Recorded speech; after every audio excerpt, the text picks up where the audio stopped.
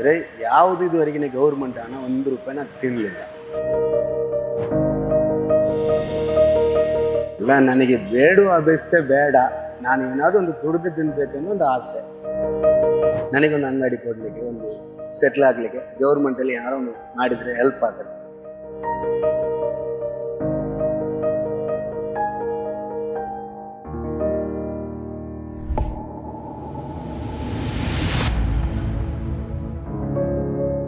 ಸಾಧಿಸುವ ಛಲವಿದ್ದರೆ ನ್ಯೂನತೆಗಳು ಅಡ್ಡಿಯಾಗುವುದಿಲ್ಲ ಎಂಬುದಕ್ಕೆ ಇವರೇ ಉತ್ತಮ ಉದಾಹರಣೆ. ತಮಿಳುನಾಡು ಮೂಲದ ಮಾಣಿಕ್ಯ ಅವರು ಅಂಗವಿಕಲರಾಗಿದ್ದರೂ ಜೀವನದ ಸಂಕಷ್ಟಗಳಿಗೆ ಶರಣಾಗದೆ ಪರಿಶ್ರಮವನ್ನೇ ಧ್ಯೇಯವಾಗಿಸಿಕೊಂಡು ಬದುಕಿನ ಹಾದಿ ತೆರೆದಿದ್ದಾರೆ. ಏನಿವರ ಕತೆ? ಈ ಸ್ಟೋರಿ ನೋಡಿ. ಇದು ವ್ಯಾಪಾರ ಶುರು ಮಾಡಿ ಒಂದು 20 ವರ್ಷದಿಂದ ಮಾಡ್ತಾ ಇದ್ದೀನಿ. ಆದರೆ ನಂದು ಸೀಸನ್ ಫಸ್ಟ್ ಹೀರೋಲು ಸೀಸನ್ ಮುಗಿದ ಮೇಲೆ ಬೊಂಡ ಈ ಥರ ಹೀರೋಲು ಬೊಂಡ ಒಟ್ಟಿಗೆ ಮಾಡ್ತೀನಿ. ಹೌದು ಹೌದು.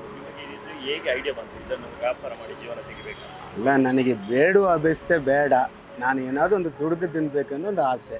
ಅದಕ್ಕೆ ನಾನು ಮಾಡೋ ಕೆಲಸ ಒಂದು ಮಾಡಿ ತಿಂತಿದ್ದೀನಿ. ಹುಟ್ಟಿದ್ದು ತಮಿಳ್ನಾಡು, ಅದು ಚಿಕ್ಕ ವಯಸ್ಸಲ್ಲಿ ಇಲ್ಲಿ ಬಂದೆ. 9 ವಯಸ್ಸಲ್ಲಿ ಬಂದೆ. 9 ವಯಸ್ಸಿಂದ ಇಲ್ಲೇ ಇದ್ದೀನಿ. ನನಗೇನಾದ್ರು ಒಂದು ಕೆಲಸ ಮಾಡಿ ತಿನ್ಬೇಕಂತ ಆಸೆ, ಒಂದು ಕೆಲಸ ಮಾಡಿ ತಿಂತಾ ಇದ್ದೀನಿ. ಅದಕ್ಕೆ ಈಗ ಥರ ಪೊಂಡ ಒಂದು ವ್ಯಾಪಾರ ಮಾಡುವಂಥ ಚಪ್ಪಲ್ ರಿಪೇರು, ಬ್ಯಾಗ್ ರಿಪೇರು ಇದೆಲ್ಲ ಮಾಡ್ತೀನಿ. ಆದರೆ ಹ್ಯಾಂಡಿಕ್ಯಾಪ್ನಂದು ಹೇಳಿದರೆ ಇದುವರೆಗೆ ಗೌರ್ಮೆಂಟಿದ್ದು ನಾನು ಹುಟ್ಟಿದಲ್ಲಿ ಬೆಳೆದೆಲ್ಲ ಇಲ್ಲೇ ಹೆಸರಿಗಾದರೆ ಅದು ಹೇಳ್ತೀನಿ. ಇದುವರೆಗೆ ನಾನು ಗೌರ್ಮೆಂಟ್ ಹಣ 1 ರೂಪಾಯಿ ತಿನ್ನಲಿಲ್ಲ. ಹ್ಯಾಂಡಿಕ್ಯಾಪ್ನಿದ್ದು ಹಣ ಕೊಡ್ತಾರೆ, ತಿಂಗಳು ಕೊಡ್ತಾರೆ, ಅದು ಮತ್ತು ಲೋನ್ ಕೊಡ್ತಾರೆ, ಗಾಡಿ ಕೊಡ್ತಾರೆ, ಅಂಗಡಿ ಕೊಡ್ತಾರೆ. ಅಂದರೆ ಯಾವುದು ಇದುವರೆಗಿನ ಗೌರ್ಮೆಂಟ್ ಹಣ 1 ರೂಪಾಯಿನ ತಿನ್ನಲಿಲ್ಲ.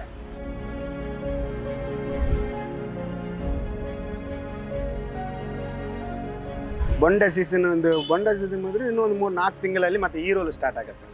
ಹೀರೋಲು ಯಾವಾಗಲೂ ಇಲ್ಲಿ ಇರುತ್ತೆ, ಸೀಸನ್ಗೆ ಮಾತ್ರ. ಹೀರೋಲು ದೀಪಾವಳಿಗೆ ಸ್ಟಾರ್ಟ್ ಆಗುತ್ತೆ. ದೀಪಾವಳಿ ಅದು ತಿಂಗಳದ್ದು ನೀವು ಇದು ಮಾಡ್ಕೊಳ್ಳಿ, ದೀಪಾವಳಿ ಸ್ಟಾರ್ಟ್ ಆಗುತ್ತಲ್ಲ ಆ ಟೈಮಲ್ಲಿ ಸ್ಟಾರ್ಟ್ ಆಗುತ್ತೆ. ಸ್ಕೂಲ್ ರಜೆ ಬಿಡ್ತಾರಲ್ಲ ಆ ಟೈಮಲ್ಲಿ ಸೀಸನ್ ಖಾಲಿ ಆಗುತ್ತೆ. ಅದ್ರ ಮೇಲೆ ನಾವು ಬೊಂಡ ಹಾಕ್ತೀವಿ.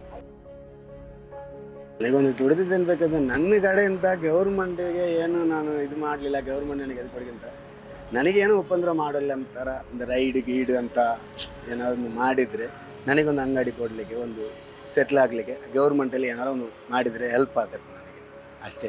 ಆಧಾರ್ ಕಾರ್ಡ್, ID ಕಾರ್ಡ್ ಎಲ್ಲ ನಾನು ಇಲ್ಲೇ ಮಾಡಿದೆ, ಇಲ್ಲಿ ಮಂಗಳೂರಲ್ಲೇ ಸೆಟ್ಲ್ ಆಗಿದೆ.